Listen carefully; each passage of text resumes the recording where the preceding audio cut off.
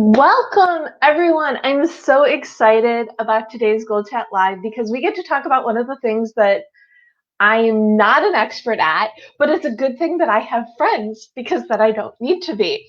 If you're tuning in for the first time, I'm Debra Eckerling. I am the author of Your Goal Guide, a roadmap for setting, planning, and achieving your goals, and founder of the DEB Method, which is my system for goal setting simplified. I am so excited because today I'm joined with Jenn Herman, and like a lot of my friends that I bring on the lives, we don't get to hang out all that often. So isn't it wonderful that I have a live show? Jenn is like Instagram everything maven. And I'll let Jenn introduce herself even better than that. Thank you so much, Jenn, for coming on today. It's great to see you. You too. I know this is the downside to not having conferences is we don't get to actually hang out and see each other, because normally that's when we get to, we go to an event, we run into each other, you can grab coffee, grab food, you get to spend time. But, thank goodness for live shows. We can kind of do the same thing. Yes, we get to virtually hug, yes. which I guess is what you have to do anyway these days anyway. It is. Although hopefully sooner than later we'll be able to start, seeing people again. Well, that would be nice. Well, you're just down in San Diego, so it's not like you're that far away from me. Anyhow, you're like as close as you could be without being in LA, basically. So Jenn, you are an author, and your site is jenstrends.com, which I will put in the chat as well. Tell me, and I interviewed you years ago for the Guided Goals podcast. So this is fun because, the more things change, the more they stay the same. Images are still, they were more important than ever then, and now they're super important. Can you just backtrack people and just tell them how you fell into this amazing specialty? How you became an Instagram gal? It was not a plan. I never woke up one day and said, hey, I'm going to be an Instagram expert. Like that, this was not anything. I actually have 2 degrees in science and had no intention of ever doing marketing or anything remotely related to what I do. But life happens. And in the position I had a number of years ago, at this point going on over 8 years ago, it was one of those things where we had to embrace social media, and the industry that I worked in was a very difficult industry, military, government type related thing. Getting them to embrace social media was not easy. And so all these challenges that I had to overcome and all these things that I was learning and how to, use them in that kind of environment, I was like, well, other people I'm sure could learn from this. And because, I can't do just one thing, I launched my blog, which was a hobby blog. It was just for fun and there was no strategy. But in the process, I fell in love with this little app called Instagram and was like, well, how do you use it for business? How do you get strategic? And at the time, no one was blogging about it consistently. Everything was like more people and use filters. And I mean, now granted, this was also 8 years ago when Instagram was much, simpler than what we have today. But there was no tactic or strategy. And so I started blogging about it. Next thing you know, I'm ranking as #1 on Google. I'm getting invited on podcasts. I'm getting invited to speak at conferences. And it became my thing. So it's all learned through hard knocks. It's all learned through, experience and diving deep and researching and testing. And I'm very fortunate to have people around the world who maybe get access to something in a beta feature. And they're like, hey, do you want to try it out?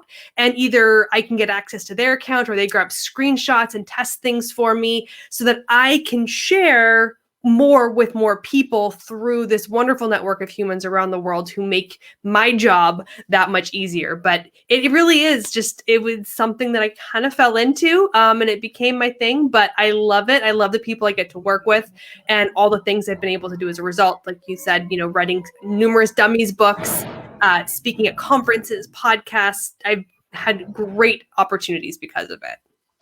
And Mike Alton, who's one of your peeps, one of my besties. Yeah, and he was on last week's show on blogging, and it was really funny. So in the Goal Chat Twitter chat last night, I asked, what tips do you have? And I went to what Mike said, which is he takes pictures wherever he goes. Yeah. And that way he's got his own stock of photos.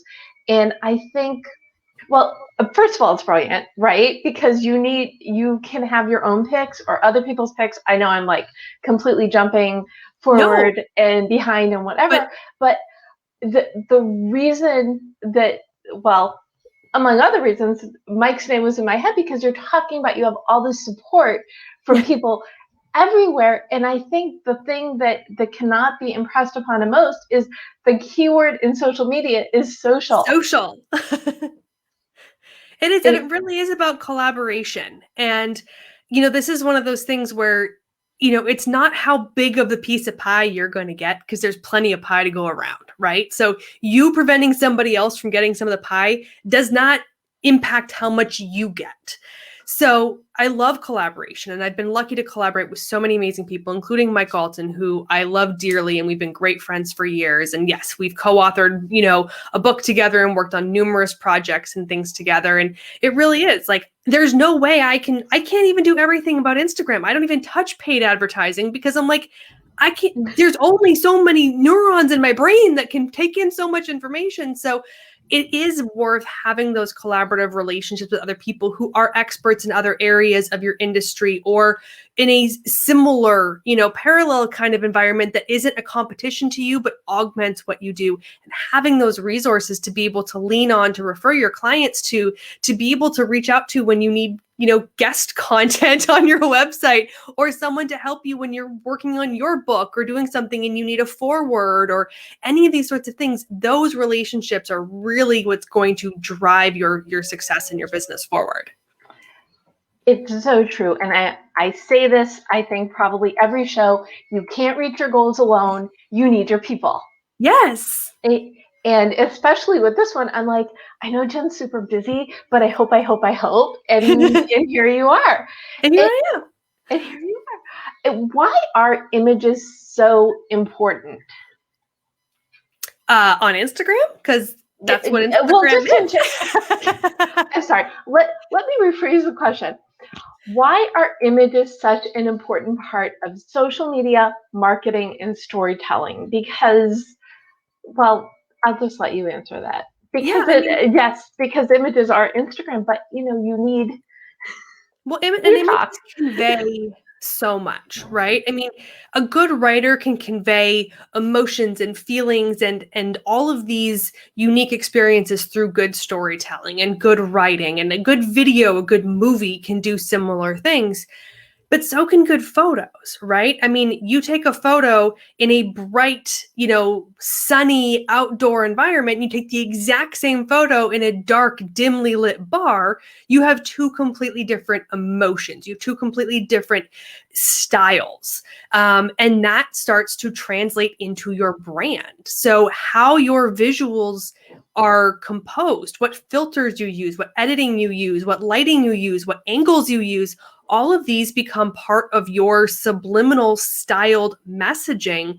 And that starts to attract an audience in and of itself, where everything you say is going to convey something, but people are going to connect emotionally with those images. And that is instant, right? A video you have to watch and form an opinion. Anything written you have to read and form an opinion. A photo is instantaneous. You will immediately know if you like or dislike that piece. You may change your opinion over time, but you have an immediate reaction because it is such a quick response, and that tells you a story, a feeling, a communication of some sort in that very short blip of a, bat of an eyelash sort of time frame. I love that. And this is why it was so important. So my theme this month has been storytelling. And we had to address images because it is another way. And so what do you tell people like me? And I skirt the lines of everything. And I'm on Instagram. I'm not on Instagram enough. I have templates that I use for everything. But what do you have to say to people like me who need to do more on the image factor? What can we do? Well, I'm going to reiterate what Mike Alton said, because anything Mike Alton says is just dang genius. So if he said it, we're all going to do it. This is life's rule. When Mike Alton says do, you do. But to your point that he brought up about taking photos, A, that you've taken so you own copyright on them, but B, anywhere and everywhere you go. So I always tell people, I'm like, if it's raining, like it was raining this morning, I'm like, go take photos of the rain. Take photos of your rainy window. Take photos of the wet sidewalk. Take photos of a puddle. You don't need it. That's okay. But in 6 months, when you want that mood, when you want to talk about the rain, when you want to talk about a storm, and it's a beautiful sunny day, and you're like, well, where am I going to get a good rain photo? Now you've got one in your arsenal tucked away in Dropbox. So it really is about getting in the habit of taking photos everywhere you go. I get to the point of probably annoying people who do not know me really well, because we'll be like, I'll be at the safari park with my daughter. Like, it's a zoo, and I will stop and start taking pictures of flowers. And she's like, really, mom? Or I'll be out with friends and we go to dinner and I'm like, ooh, that building is really pretty. And I start shooting angles of the building against the sky or the sunset. And I have absolutely no need for it. But someday I might need that image or something that conveys something that could be pulled from that context. And because I took those images, I know I have them. I own the copyright to them, and they're my style. I'm not trying to blend a bunch of stock photos or other people's styles.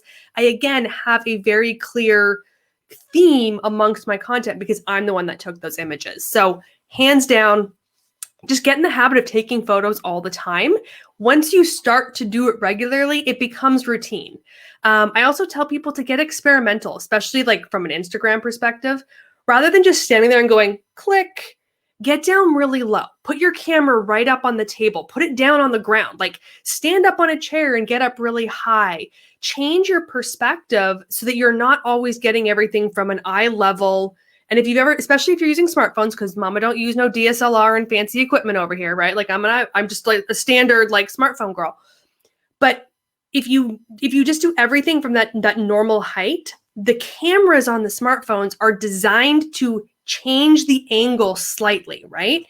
So it's almost a slightly deceiving perception. And that's why if you bring your camera down and you put it right up against the edge of the table, it's going to pull those really long lines in a counter or the long line of a railing or flooring or whatever it is. It starts to really change that perspective in a way that is significantly augmented, but it can have a really unique artistic impact, which again, part of that storytelling can allow you to really play into whatever that emotion is that you're trying to connect with.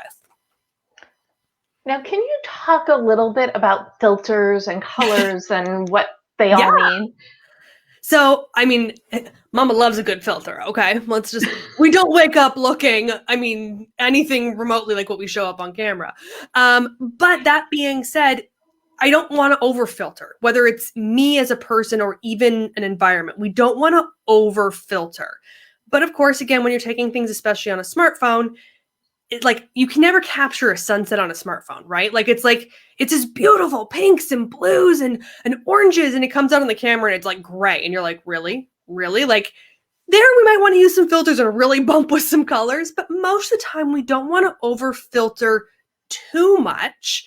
But you can always change your contrast, right? Bump up that contrast to really make a bold statement, like really get those deep, dark lines and the deeper contrast to make that bolder, more kind of, come at you, feeling versus you reduce that contrast and you mute down. It's going to be softer. It's not going to be as harsh. That's going to tie into your storytelling.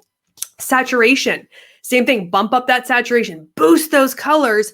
Bold, loud, excited, get the reds and the blues and everything's popping off the screen versus a more subtle, pastel, calm, right? Like all of these things play into the image and the corresponding feelings, emotions, and story that go along with it.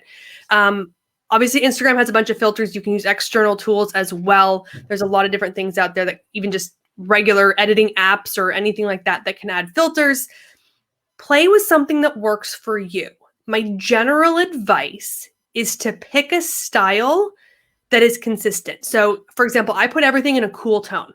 It's a lot of blue in my life, right? And I like a cool tone. I rarely use a warm filter unless it's something outdoors where I do want to bump up that kind of like the reddish, the pink, the yellow for some reason. I'll put a warm filter on it. But almost everything I use a cool filter. So do that consistently. You don't be alternating back and forth with all of your content where sometimes it's cool and sometimes it's warm and sometimes you're doing black and white and it starts to become disjointed. And again, we want to keep that unified theme and style with our images. So picking a few filters, whether it's on Instagram or another tool, that have a similar style and that kind of color tone, that, you know, similar levels of whether saturation or, you know, shadow levels, any of those sorts of things, then you can kind of from there do the additional editing to get the feeling that you want out of the photo. And then you also want to tie it into your branding, right? So if you're a Yeah. bold person, you're going to use bold colors, right? Well, that's why, like, I always tell people, I'm like, go look at my Instagram. It is a lot of bold. Yes, I would imagine. I'm like, that's what you're going to get, right? Like, I love those beautiful, airy pastels and light, bright, airy images. And I'm like, honey, I can't do light, bright, and airy if my life depended on it. Like, I can't edit a photo to look like that. And I think it's just because I genuinely can't. Like, I'm a very light, happy person, but my style is bold and I like the dark colors and the deep saturations. And that's what my content reflects. So it does tie in, like I said, to your brand, your style, you know, and if your brand is, you know, pastel pink, don't be coming out with like, you know, bright red and like neon green in your imagery. That's going to contrast. So the rule of thumb is don't confuse people. Be who you are on every platform in different ways.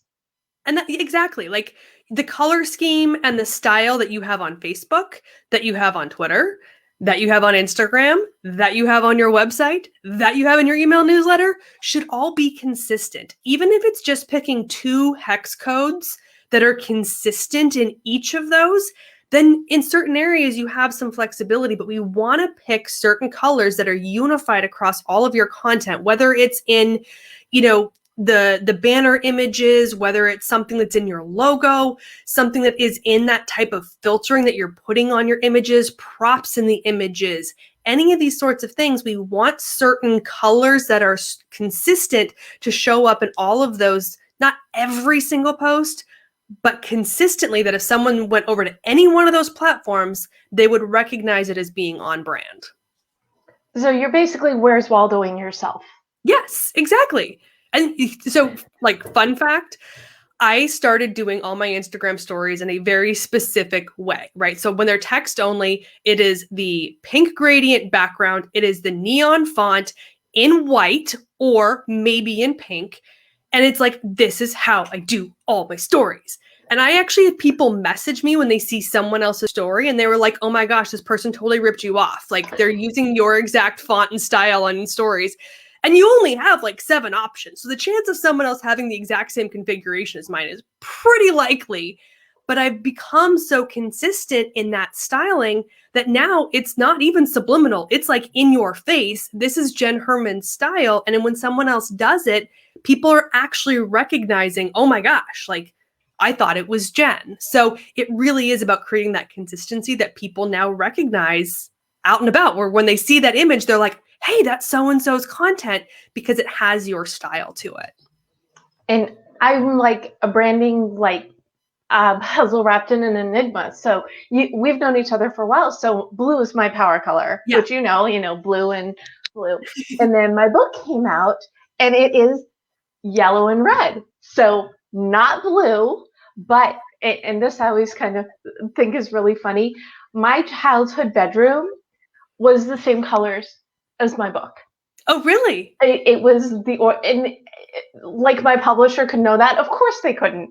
It was just one day on Amazon, there was a cover of my book, and okay, perfect. And I got all this great feedback and I'm like, thank you. I had nothing to do with it. But one of the things that I've had to do is kind of marry the yellow with the blue, because when I did my first presentation after my book came out, it was like all the dark blue. And then boom, yellow. Exactly. So I made the background is the yellow, but I still have my blue tones in there. So I kind of cheated and merged it, but that works, right? Absolutely. And I mean, even I've had this logo forever. I mean, I've had that logo now, I don't even know how many years, 6, 7 years I've had that logo. And it's my color likewise is blue. I've had blue glasses forever and I have the blue logo and my website has a lot of blue. But in recent years, I've started moving into pink and purple as well. So my slides, when I do a presentation, have pink, blue, and purple. And my newsletter now has pink, blue, and purple. So I've moved away from what was kind of a single color, even though maybe in slightly different tones. But I started mixing in these other colors, which are more on brand with where I am in my style and the content that I'm creating today, which is fine. Brands evolve, right? But it is good to like merge them a little bit, right? Like just like you did, right? Okay, well, we have this, we had that. How do we merge them together and allow them to really work and complement rather than just showing up one day with something totally different and your whole audience being like, whoa. Exactly. Well, good thing I love gold stars because it really does tie It really into does. everything. So who knew it would be that absolutely perfect?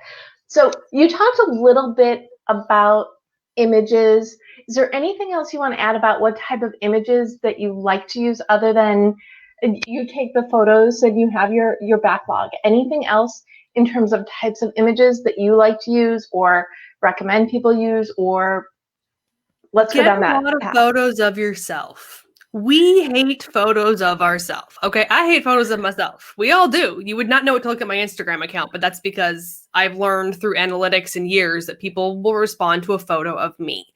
For a lot of people who are their brand, which is most authors, you are your brand. You are literally your name. Even as a blogger or a podcaster, you are your brand and you need to have your face out there. So do a photo shoot. If you can't afford to hire a photographer, see if you can find a student from a university who's willing to do it in exchange for, the portfolio experience. If you have a child, a friend, a cousin, somebody who somewhat likes photography, have them do some photos for you or pay for a photographer. And most of the time you're going to get what you pay for.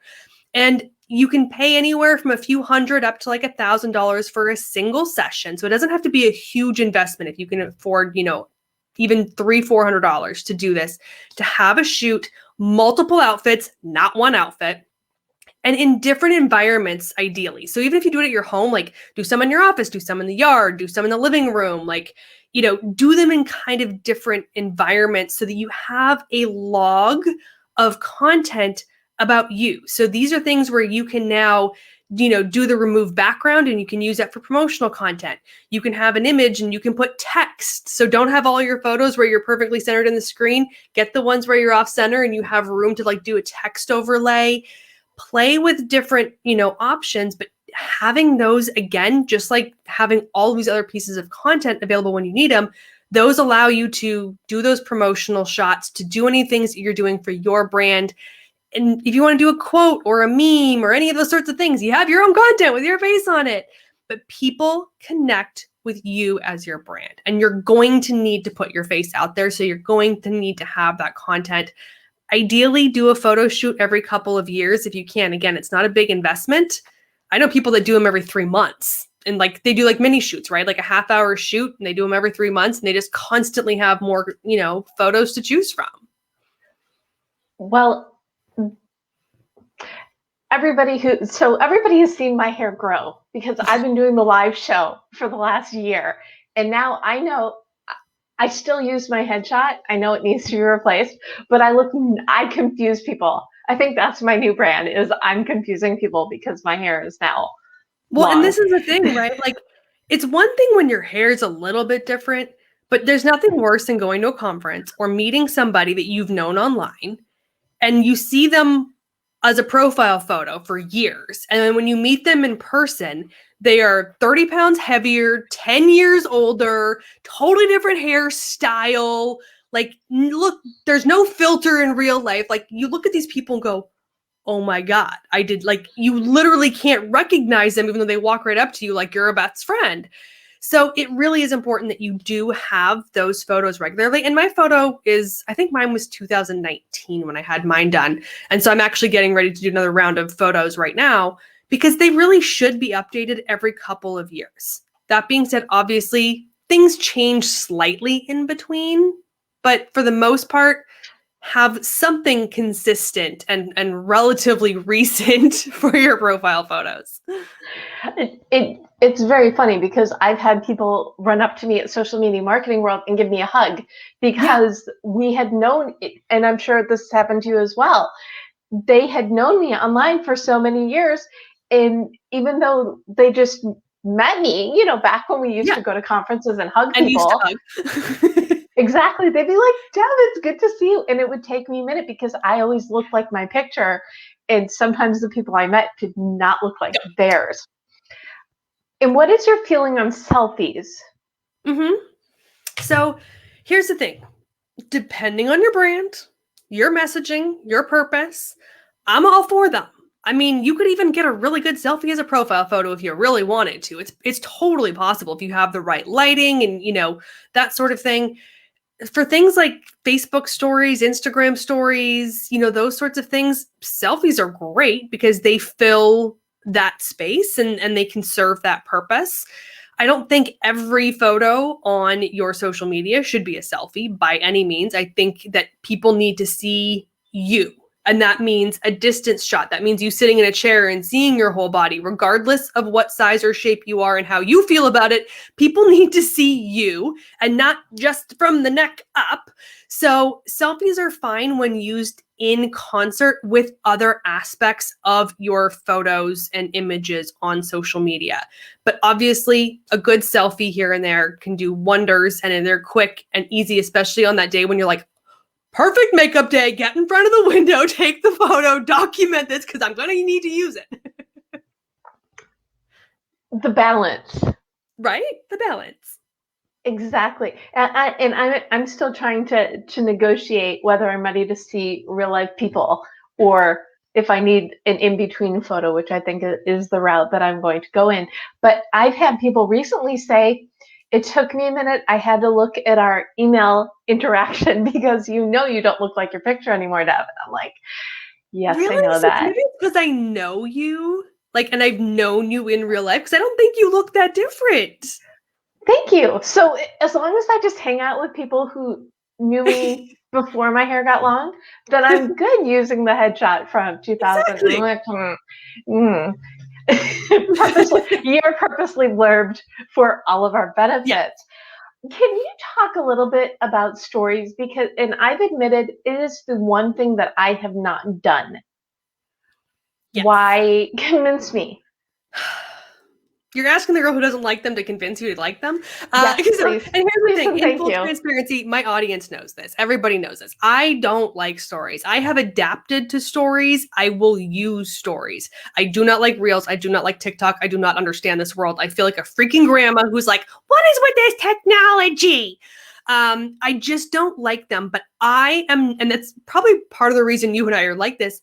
I like to read. I don't like short form content. I don't like video content. I like to read.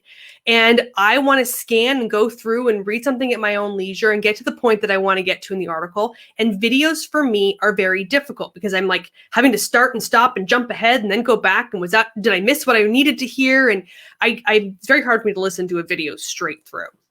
So as a result, stories, which are really short videos, it's like, again, it's a video content. You'd think I would like it because it's short form and it's easy to digest, but it's almost like, you know, people are trying to put too much into too short of a period of time a lot of the time. So I tend to feel like they're overwhelming and I just don't consume this type of content really well. Now, all of my personal opinions aside, stories for the most part are some of the highest converting content out there. And the reason why is because of that attention span. When we're scrolling mindlessly through Facebook, we're not paying close attention. When we are just scrolling through Twitter, we're not paying attention. We may catch glimpses of something and stop and pay attention, but we're not giving it our undivided focus. We're listening to something over here, we're glancing up, we're, half paying attention. With stories, because they are short form, anywhere from 6 to 15 seconds worth of content, you're honed in, you're listening to that video, you're watching that video playthrough, you're reading that text on that post, you're giving it your undivided attention. which means it has higher recall value than most other content out there. Meaning if you ask somebody what they saw in a story, they're more likely to remember all of that content than something they saw on Facebook or Twitter or LinkedIn, that sort of thing. So it does tend to perform really well. People do tend to drive a lot more conversions through stories. Not everybody, but in general, they tend to drive those higher conversions where people are willing to take that action. Oh, I saw that in that story. I see how that product works. Absolutely. I want it. Like, take me to link kind of thing. So 100% try them. I tell everybody, at least give them a shot. Now that means 4 to 6 weeks of dedicated time and attention. We don't get to try them for like 3 days and go, nope, it didn't work. Because if you haven't created them, your audience isn't looking for them and the algorithm doesn't know what to do with you. So you need 4 to 6 weeks of time for algorithms to adapt, for your audience to adapt, and for you to see what is working. Is it when you do 3 stories or is it when you do 5 stories? Is it when you do 1 post? Is it when you do something consistently for every 24 hours? Is it when you only do it a couple times a week?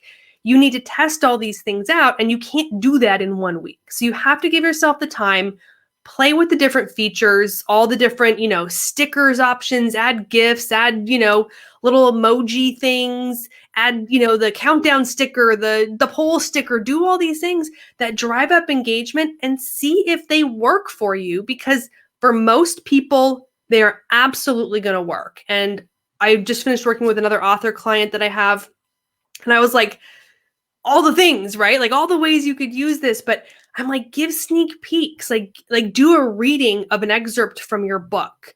Or, do something where you do the story and you show it, but you've like colored over the screen so they can't really read it. And then you can slowly erase it so they can actually read like what is coming up in that next excerpt or chapter. There's like so many fun and unique ways that you could actually really make stories a really fun part of it, but you do have to see what other people are doing, find some inspiration, get motivated by it and get comfortable using them, because it is a change if you're not used to creating stories. But honestly, stories are the future. This is what we're doing. Short form vertical content is the future of social media, unfortunately. Like it or not, give it a try. And I think one of the most, you said a lot of really good things, but I need to call out that you said you don't do it for 3 days and stop. Anything, and I think this applies to anything on social, you need to give it some time. Yeah. And that's like, people are like, oh, I'll test it for a week. I'm like, what's that going to test? What if your whole audience is on spring break the week that you test it? Or what if your audience is more active in certain months of the year and the month that you chose to test it is when they're least active or most active and you get an unfair bias one way or the other? You need to really test over time. And in my opinion, and I'm a bit of a science dork, but everything is a test. I'm looking at my data from a month ago, from 6 months ago, and from a year ago, because 2020 was the outlier of all outliers, right? Like, we used to know my audience, they commute Monday through Friday and they're on social media listening to podcasts. You knew when your audience was online. Well, 2020 came around and they were like, ain't nobody commuting anymore. Now when are they on social media? So we saw spikes when we used to see lulls, and we saw way more activity than we maybe did before, or vice versa. And so knowing those trends, being able to say, traditionally, Thursdays are my peak day. Traditionally, mornings perform better. Traditionally, short form content is better. Traditionally, written content is better. Whatever it is, you can't know that unless you're constantly looking at your data. And that doesn't mean every day, but at least once a month, looking at those trends and seeing, do you peak in certain months of the year? All these sorts of things. It's always a test because things are always changing. I feel like we should also address IGTV. Do we have to? Yes. Well, no, we don't have to, but doesn't it feel like it would be an omission if we did not talk about Instagram television? We will talk about it. And the challenge is, of course, Instagram keeps pushing it. We keep hearing about it because they want us to hear about it because nobody's using it. And I don't mean that in the sense that nobody's using it. There are people on there, absolutely. The problem is it's still a standalone app. So even if you see the preview in the feed and you watch those 15 seconds, then you click that keep watching, it's technically opening it in another app. Even if you haven't downloaded IGTV, it's still kind of, it's integrated, but it's not really integrated. And that's why stories were so successful. It's why reels are so successful, because they're in-app. IGTV is not in-app. It's an external feature, and people don't want to leave and go to IGTV. And it's also longer form content, right? It's 1 minute up to, well, I think they've extended the time frame, but up to 60 minutes, and then they've started to extend it here and there. So you've got that opportunity for that long form content, your podcast content, your live video repurposing, your tutorials, your behind the scenes, your, live recaps, any of these sorts of things that you want to do. You can put those on IGTV, and they are meant to be searchable. But nobody's going to IGTV and searching. They're going to YouTube, right? Like if you're looking for the answer to how to fix a leaky faucet, you're not going to go to IGTV. You're going to go to Google, aka YouTube, and Google how to fix a leaky faucet and find a YouTube video. You're not going to find an IGTV video. So it works, and you should have IGTV content, because if you don't, then they're never going to show up in search. But I tell my clients most of the time not to overinvest. Repurpose content where you can, and or put content up there once a month. So make a dedicated effort to create one video a month exclusively for IGTV purpose, but then don't over focus from there, right? Let that kind of do its thing. If people are going to find it, they're going to find it. Put, a good cover image on it. Take the time to share it to your feed. Don't, ignore it.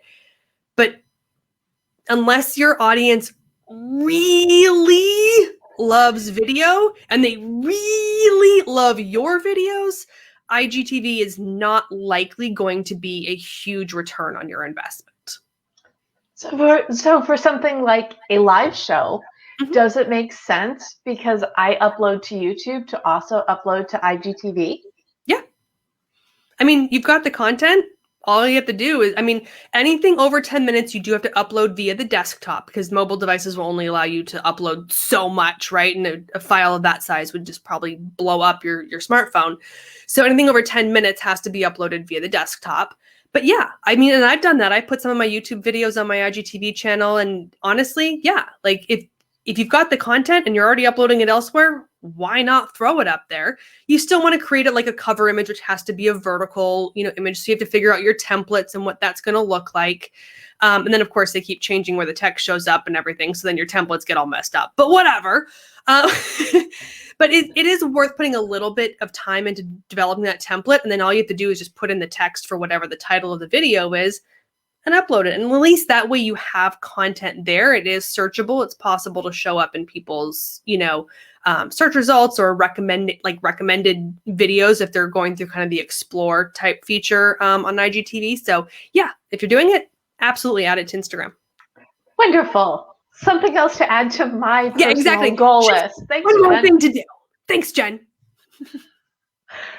It's great. And I honestly did not expect to have such a great takeaway from IGTV, especially after that face you made when I asked the question. But good. I'm glad we covered that. And it's honestly, the reason I make the face is because it really is, they're trying so hard to keep this thing alive that they keep making so many changes. So it becomes hard to keep up with it in the sense. So I won't do a course on it. I won't do a video on it.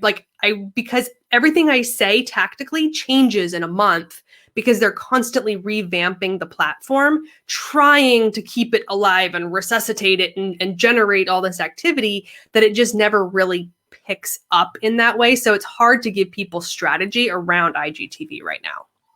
But it's a very good point. If you're like me and you do live videos that you upload to YouTube, spend a little time, make another template. Just a thumbnail. It's fine. and then try that avenue. So why not?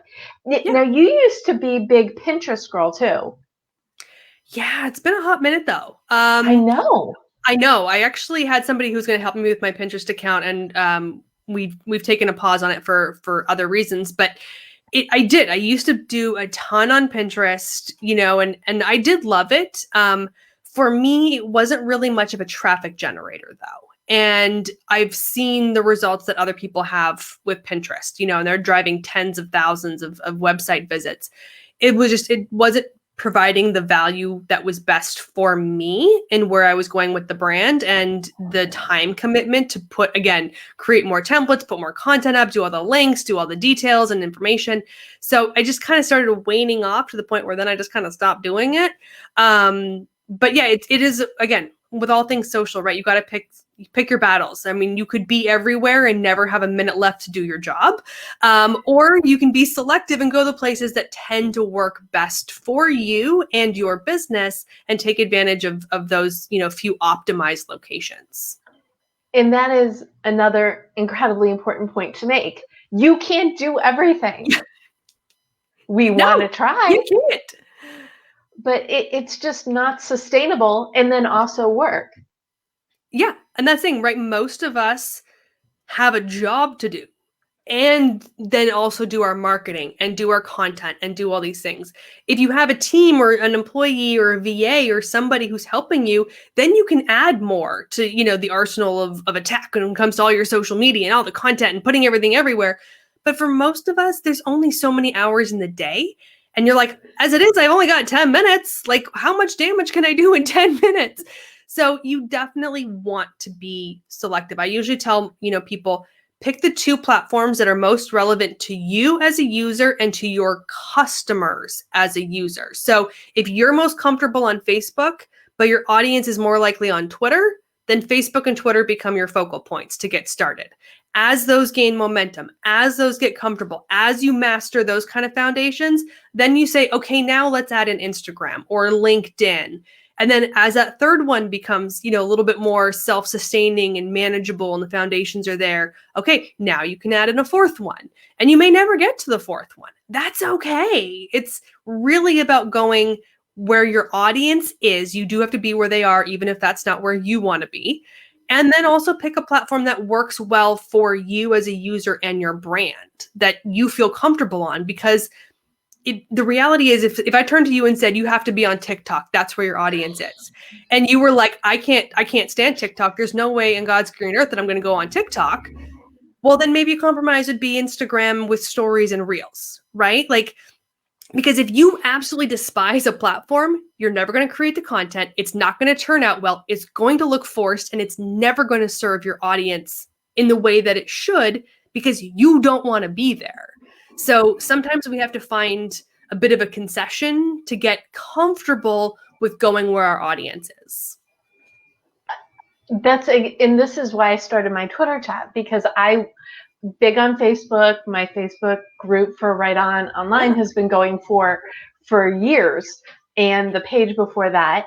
And then it was one of those things where I'm like, there are a lot of people on Twitter who will not touch Facebook. Yeah. So my Twitter chat was born. And then a year ago, when we all got sidelined by, the universe and the pandemic and what have you, is when I started my live show. And it's really been that kind of a progression, which I think is a good example.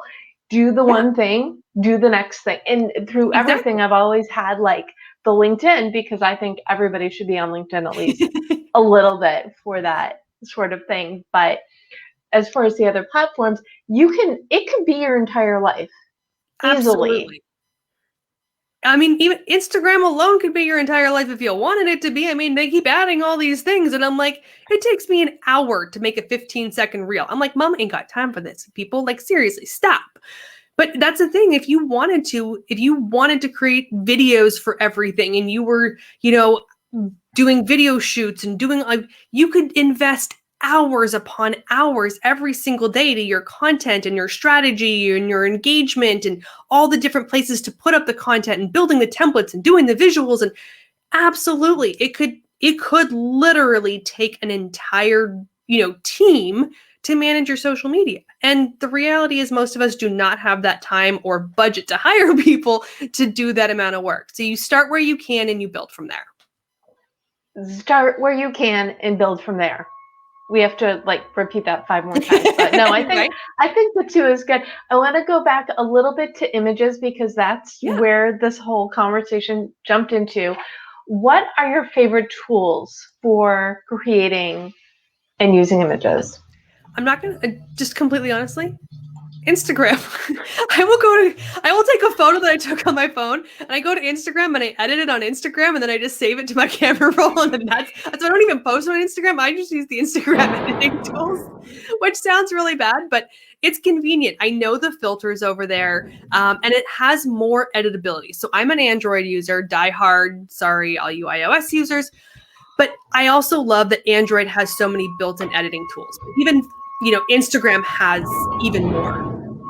So they've got the ability to go in and actually, do the saturation, do the contrast, do the hue, do the warmth. Like you can do all these right within Instagram and really create a beautiful image, save to camera roll, and not actually, publish the post. So, or even in stories, sometimes I'll do that. I'll go into stories and use one of the filters in stories to get the feature, like, of the style that I want, download it, and then that's what I upload to Facebook or whatever. So though I do most of those things, like I said, either natively within the Android editing tool or Instagram.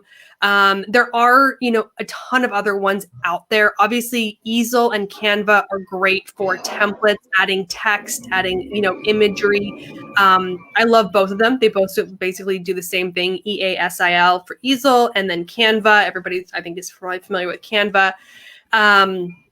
But those, again, allow you to go in and take something that someone else has put together really quickly, or really strategically for you to easily just go in and be like, boom, pop in some text. Or take your image and put it behind now a frame or something like that. So those can be really good as another means to take your visuals, if it's not just a photo, but a visual to the next level when you need that help. Wonderful. And yes, you don't have to look too far. You have your phone, you have your pictures, and I'm Android too, so high five you. Yes. And stop stressing out about it. Can you really mess up a picture? Is there a way? There you can. But again, it depends. I mean, over editing can ruin a photo, right? Like if you put too many filters on something, where now when you go and look at it and that it's hard too, right? Because we look at something on our mobile phone, which has a certain resolution and a certain size and certain color tone, and you're like, this is beautiful. And then you upload it to Facebook where it's now the size of, your 28-inch monitor, and you're like, oh, what happened to my photo? It's horrible. Because you over edited it, right? Like our cameras take high res, high quality, beautiful images that we just want to enhance. We don't want to over edit. When you start putting in like those super high level edits or filters, it distorts all the pixels in there that when you do make the image too big, it really does show that that's a heavily edited image. Now, if that's your brand and that's your style, some people like those, you can get the certain filters that make it look like it's a cartoon, right? So it's got like the dots and the lines and it adds context and texture and everything. Great. That's your brand. But on average, we don't want to over edit an image and make it so that it's distorted and unrecognizable as a high quality image. And it kind of ties back to the beginning of the conversation when we were talking about colors and style. Figure out your style or go to your brand and see what makes sense and stop stressing out so much. Yeah. I mean, and here's the thing, like you are your brand, right? If your images come through and they're a little bit more muted than, ideal, or if they aren't as edited as they could be, that's okay. It still becomes your brand and your brand will evolve over time. I mean, if you scroll through my visuals, or Instagram's the easiest place to do it because you can see all the content going back quickly and easily, but my style has evolved, right? How I've edited my photos, how I've styled my photos, that evolves over time. And that evolution is a part of your brand. You don't have to be perfect today. The brand you are today is not the brand you're going to be in 5 or 10 years. Even the big brands, Nike, Coke, and all these, organizations that have, a logo that they've had for however many, dozens and dozens of years, their brand still evolves. Their taglines evolve. Their imagery evolves. Their messaging evolves. It's all part of branding over time. And so if your images aren't 100% everything you want right now, that's okay. Get them out there, start creating the content. And then as you get familiar with more tools, you get more comfortable with it. Now you start to feel like, oh, this is really consistent. I really like this filter, or I really like when I shoot at this angle, or whatever it is.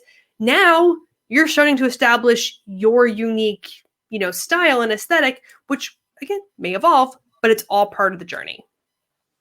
This sounds like a really good time to give a bonus goal. So what is a really good, let's give a couple. So let's give a goal for someone who's like me, who needs to do more with images, and another goal for people who are very active to up their game. Okay.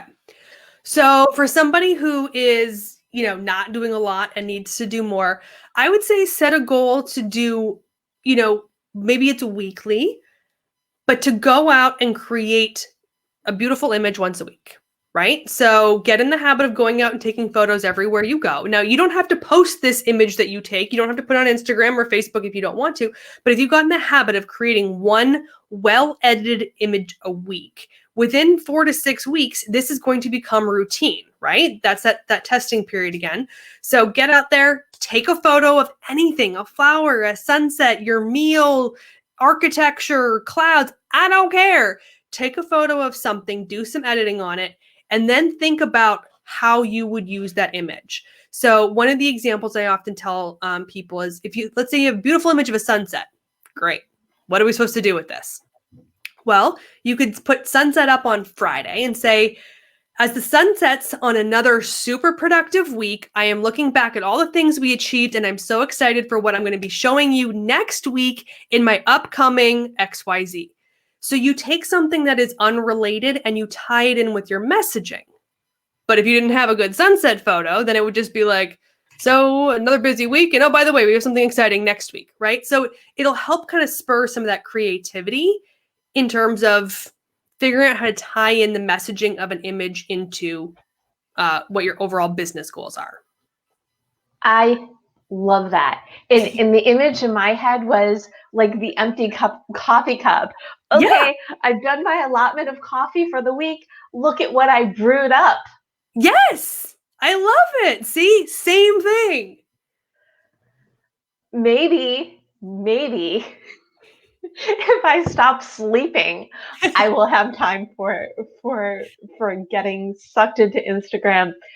But that's like, see how easy that was? Like, your cup of coffee is sitting on your desk, right? Mm-hmm. All you have to do is maybe move it slightly towards like a logo, take the photo, and there you go.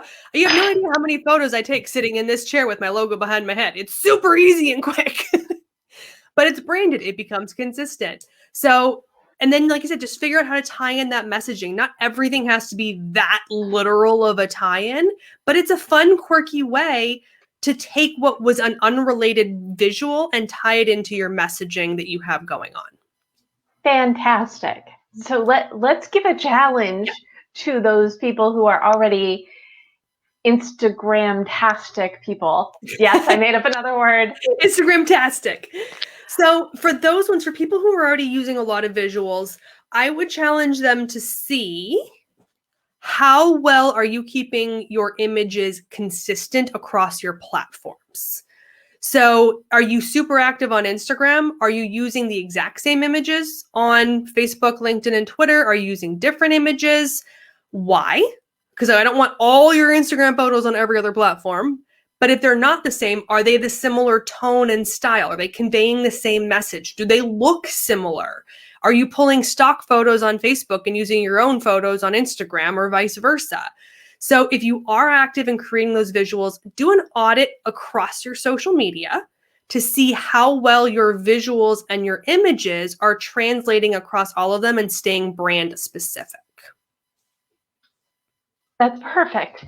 Image audit. Yes, so exactly. Image starting, image library, image creation, image audit. And guess what? You wonderful lovers of images, you can still do the basic goals. And the newbies to images has something to look forward to. And even in that case, go do an audit as well, right? Like, you can audit and say, wow, I'm really not using images, or I'm using more images than I thought on Twitter or on LinkedIn, or I'm never using images on LinkedIn. Everything's a link preview. Maybe I should look at a way to work around that. So even just going in, if you want to, and just do an audit wherever you're at and see how often you're using images or where you could insert more images in place of just a text only or a link preview or other options that would maybe give you more opportunity to give a larger visual space in that feed. I want to give one more bonus goals is I think the photo shoot should be a bonus goal. Yes. Make sure you have up-to-date images because you want to look like yourself. You Yes. are your brand. You are. And it's so important to have those images. Again, whatever stage of the business you're at. My first photos were like my husband at the time took a bunch of my photos on my smartphone. You know, it was like we went and sat in the business center at my apartment complex and he took a bunch of photos of me. And that was my first round of photo shoot. I didn't pay for it. They weren't great, but they worked. It was enough to have something. So again, start where you can and build from there. And I was going to ask for one final tip of advice. Mm-hmm. Is that it, or do you want to come up with something else? One of my favorite like all-around tips is just to have fun. Like especially when it comes to your visuals. I mean, when they're so carefully plotted and staged and organized, they kind of come through that way, right? Like how many times do we see the photo and it's like to flash their cheesy smile and you're like, oh my God, they look like versus that just genuine happy laugh that like you got the 3 chins, but you can see how happy you are in that photo, right? Like we all hate those photos, but they're beautiful because the real emotion is coming through. So whether it's on the photo shoot, whether it's coming up with your creatives, have fun. Think about what makes you smile when you see those images. Like maybe playing with colors, put a puppy in the photo. I don't know. Do whatever you can so that you're having fun, because if you're having fun with that content, your audience is more likely to have fun. And that's that social component of social media where people don't want to be sold to, right? They don't want all the corporate jargon and everything thrown at them. They're there to tune off and maybe catch a little bit of highlight news, but they're really looking for entertainment. They're looking to socialize. And when you have fun factor content, even if it's not a fun topic, but if the images are good and convey that happiness and that lightheartedness or any of those sorts of things, it can really pull the reader in. So make sure you're having fun. That is my favorite word. So I love that you gave that tip, because it doesn't matter what you're doing. Yeah. You should be loving whatever it is you're putting out to the world, because the world knows. Yeah, exactly. They know when you're forcing it out, and they know when you're doing it, you know, because it was like the check the box, you know, post to Facebook today, versus because you're like, oh my gosh, I just read this article and it was life-changing. That's what people want to read, not here's another great article. Like,